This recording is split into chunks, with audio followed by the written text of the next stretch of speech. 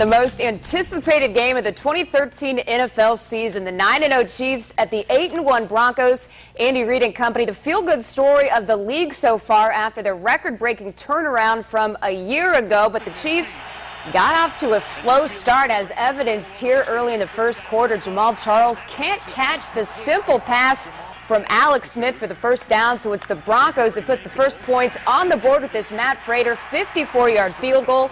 3-0 Denver. Look who's at Mile High, the happy couple. Tiger Woods and the lovely Lindsey Vonn. Still first quarter, Peyton Manning in the no huddle, but number 18 fumbles the football on the Denver 27. Derek Johnson recovers it for the Chiefs, and Johnson gets an extra 11 yards on the Broncos' 18-yard line.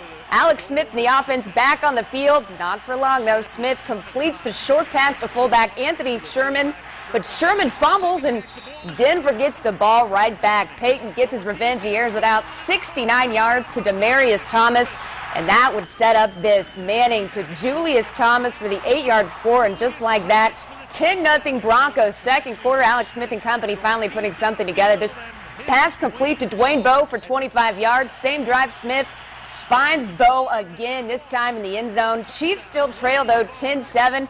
Peyton suffering from a high ankle sprain, but you wouldn't know it. He completes the 20-yard pass to Julius Thomas. Monty Ball finishes off the drive with another score for Denver. That made it 17-7 Broncos. The Chiefs would tag on a 20-yard Ryan Succop field goal. The score at halftime, 17-10. Late third quarter, Monty Ball strikes again for the Broncos. He takes it in from 8 yards out. 24-10 Denver down to the fourth. Anthony Fasano makes the 10-yard TD catch. The play was initially ruled not a touchdown, but it would later be reversed in favor of the Chiefs. Kansas City still down 10, and they just couldn't quite get over the Broncos. Denver wins it 27-17, the final. The difference for Peyton Manning and company, their offensive line, who kept the league's top defense away from number 18 all night.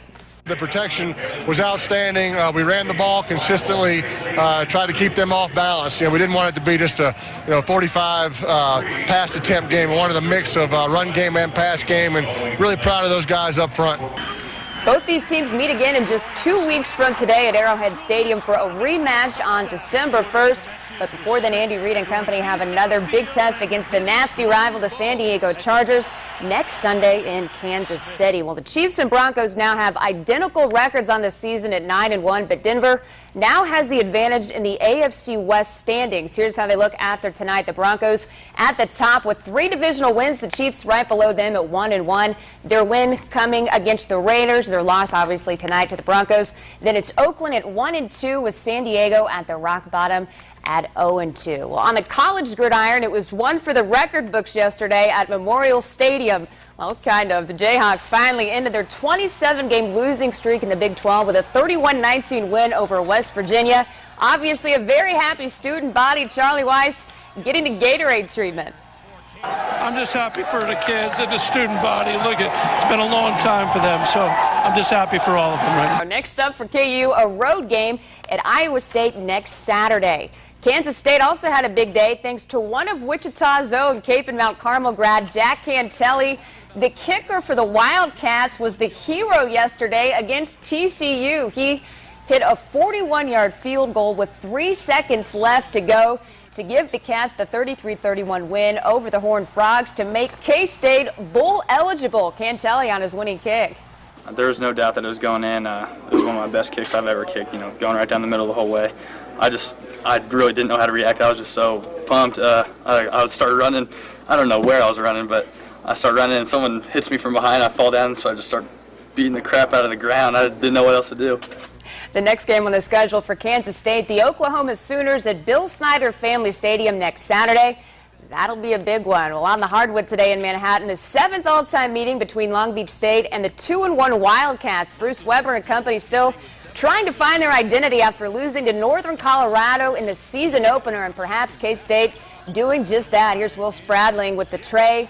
9-3 Wildcat lead. How about a few more triples? Freshman guard Marcus Foster Red hot from three. He was 4 of 8 from beyond the arc. Kansas State would lead by as many as 23 points as they go on to beat the 49ers today. 71-58 the final. Foster led K-State in scoring with 17, while Shane Southwell chipped in another 14. Head coach Bruce Weber pleased but still not satisfied. We made some stride, and that's the most important thing. We got to keep improving.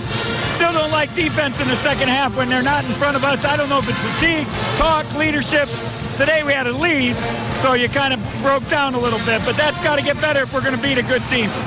The Cats now take the momentum from today's victory to the Puerto Rico tip-off, where they play Charlotte on Thursday morning. The Shockers wrapped up their daunting 4 games in 8-day stretch yesterday with the win over Tennessee State, but for the second consecutive game, Wichita State came out slow in the first half, then woke up in the second to pull off a double-digit victory. But needless to say, perhaps that slow start the result of exhaustion, even though players claim they're not tired. But surely the Shocks ready for a few days of rest and recovery. First 4 games are over. They weren't really cakewalk games, but that's what, on paper, that's what they look like. So in the next couple of games, you know, we got teams like DePaul, BYU, Tulsa that we got coming up on Wednesday. It's going to be our first road game. So I mean, we're going to be tested, man.